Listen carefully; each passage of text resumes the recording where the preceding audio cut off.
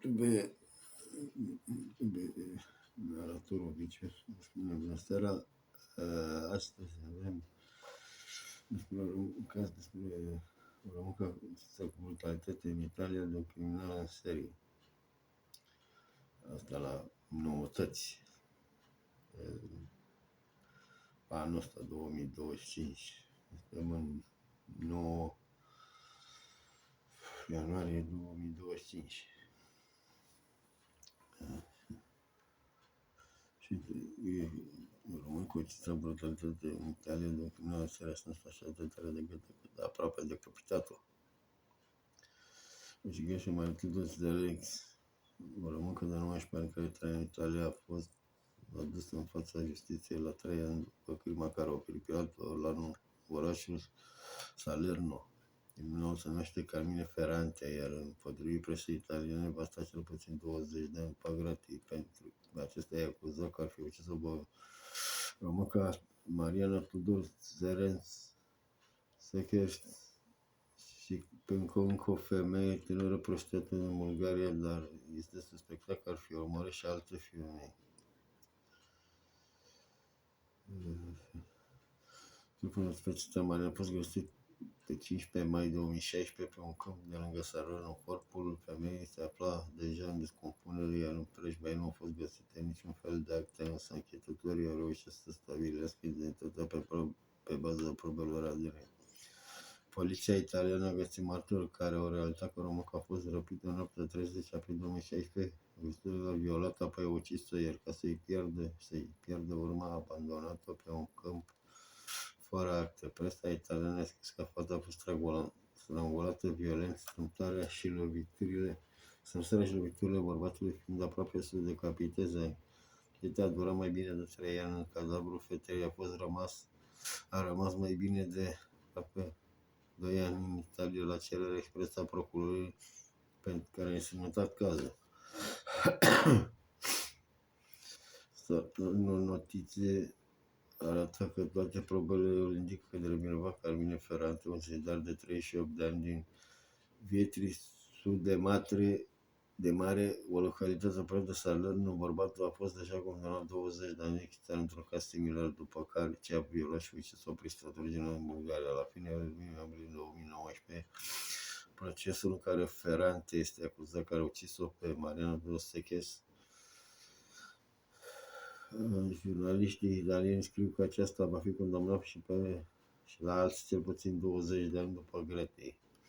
Italienii mai scriu că Mariana a fost acum câțiva ani în Italia cu altul soțului, dar odată că a ajuns acolo ar fi început să se prostitueze. Carmine Ferrante era suspectat și în alte cazuri semănătoare. Anchetatorii au schițat prototiul unui ucigaș în serie obsedat de femei tinere și vulnerabile. Cercetătorii continuă în paralel procesul în care pe 22 noiembrie în Salerno, în Italia.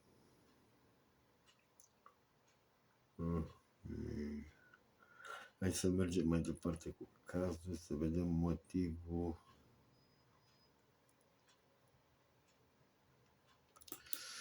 Așa, să vedem dacă putem să deschidem pagina cu motivul pe care o româncă a fost ucisă cu bestialitate, lumea a bătut-o, înjunghiat-o și a prins-o. Așa.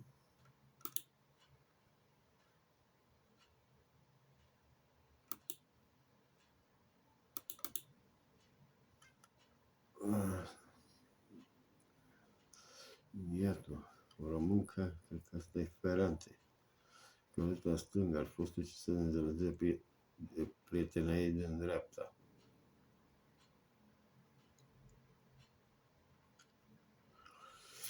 O româncă și un italian sunt principal suspecți într-o crimă care victima este o altă româncă, cei doi acuzați de riscă de pedepsă închisoarea pe viață. Victima Nicoleta Idelicato, o româncă înfiată de o familie siciliană, având doar 25 de ani și a fost ucisă în noaptea de 17 martie. O altă româncă, Margareta Buffa, și ea înfiată de o familie din sudul Italiei, alături de italianul Carmelo Bonetta, sunt acuzați că ar fi ucis-o pe Nicoleta. Procesul a început 21 octombrie în Italia. Ce s-a întâmplat? Margareta, Nicoleta erau prietene, să din asta împreună Le lega faptul că ambele aveau origini românești și ambele ar fi fost înfiate de mici de două familii din Sicilia. Ăsta italian scrie că în ziua crimei Nicoleta ar prezentată de prietenai să în oraș, cel puțin asta le-ar fi spus Nicoleta, părinților săi de înainte să se pentru ultima dată din casă în seara zilei de 16 martie. Apoi evenimentele s-au derulat într-un mod în care i-a șocat până și pe anchetatori. A doua zi, trupul tinerei a fost găsit fără viață,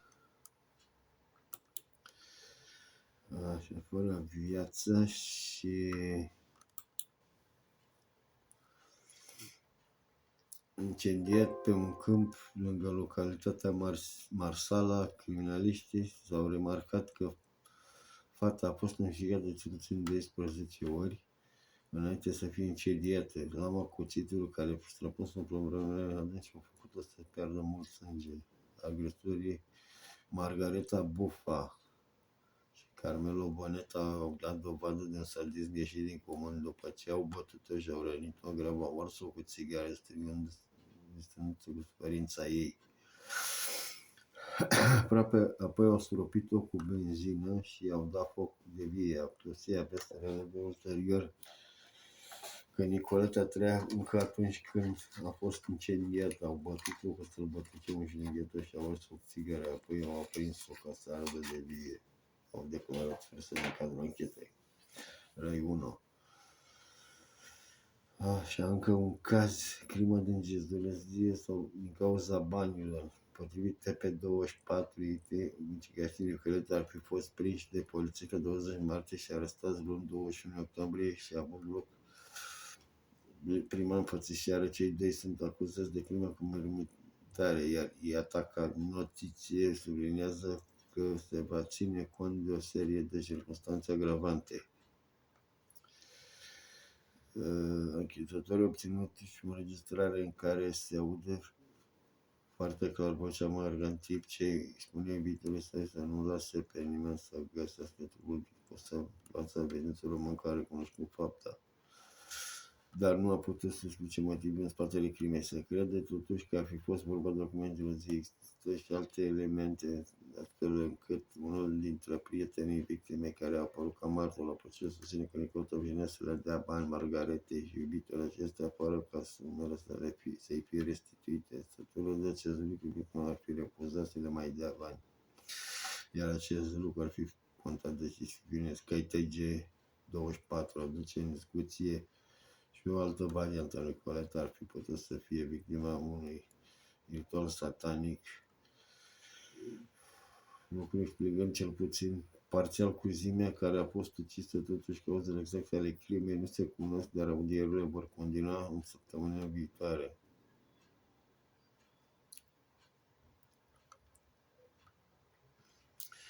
Deci cam asta este despre caz. Două cazuri, de fapt.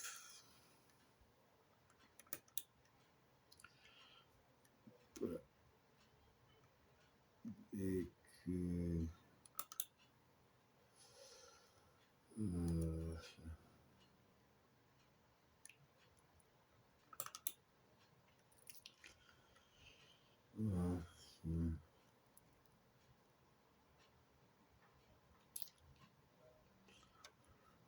mai avem hai să începem încă un criminal în serie prins prin rețelele Suzele, condamnat un criminal în serie a fost prins cu ajutorul rețelelor sociale.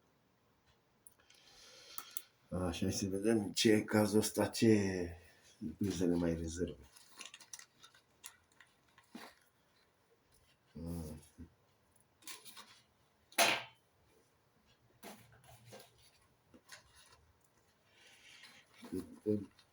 Să se deschidă. Așa. S-a deschis pagina, hai să vedem. Criminalul se reprins prin rețelele sociale, condamnat la 160 de ani. Oleu! Și mult, foarte mult, 160 de ani. Este vorba de New Jersey, care a folosit aplicații de Zatec pentru a întâlni 3 femei care le-au ucis în urmă cu 5 ani. fost condamnat la 160 de ani de închisoare în urma unui proces care s-a dezvăluit că acesta a fost primit cu ajutorul țărilor sociale. Kyle Weaver, 25 de ani, și-a ascultat răsămnească sentința după ce timpul procesului a negat vinovăția, spunând că i s-a însemnat totul privind NBC News, transmite știrile mai departe pe perioada Digi24, unde puteți găsi știrea. El a fost condamnat pentru comiterea 3 crime tentative de omor, dar și alte fapte, între care răpire, incendiere și profanarea mășiselor umane. Procuratura din Essex a afirmat că prietenii mei între victime au așteptat poliția să-l găsească Weaver după ce a fost deschis un cont fals pe o rețea socială care l-au ademenit pe acesta. Într-un final l-au stabilit întâlnire cu el, iar prietenii au sunat de la poliție și s-au anunțat locul în care urma să aibă loc. O a patra femeie care a supraviețuit atacului criminalului și a depus mărturie în proces a oferit de asemenea informații sincere care au ajutat pe închițator Tiffany Taylor. A deschis modul în care atacul i-a schimbat viața. Toată viața mea s-a dat peste cap. Nu mă mai fardez, nu mai am prieteni, sunt mereu paranoică, dar sunt fericită că sunt în continuare în viață. Apoi s-a adresat inițiației de către sper să nu arătați niciun pic de înțelegere, pentru că el nu are nicio remușcare. Procurorul prezentat dovezi potrivit care Weaver, pe atunci peste 20 de ani, a folosit aplicația pentru a se întâlni cu femei pentru partide de sex și apoi le-a strangulat. Trupurile lor au fost găsite între septembrie și decembrie 2016 în New Jersey. Anchetatorul a prezentat de asemenea dovezi descoperite în telefonul mobil al lui Weaver, care l-au plasat acolo unde victimele au dispărut și au fost găsite ulterior cadavrele. Astea sunt filmulețe de la proces.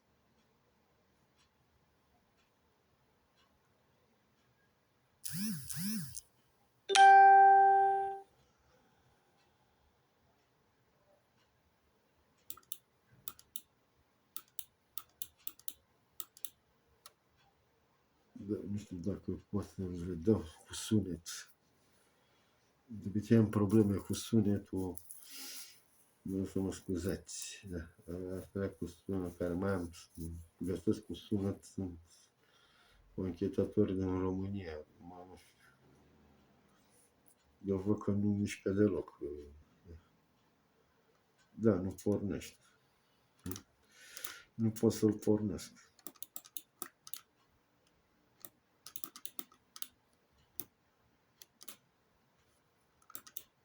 Nu vreau să... Nu ia deloc. Da, nu are sunet. Și n-am ce să-i fac.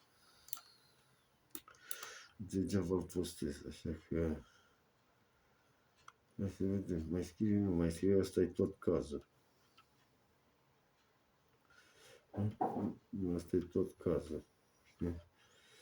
Da, așa, că am rezolvat-o și pe ziua de joi, 9 ianuarie 2025. Abonați-vă la canalul meu de YouTube, Studio și Stube.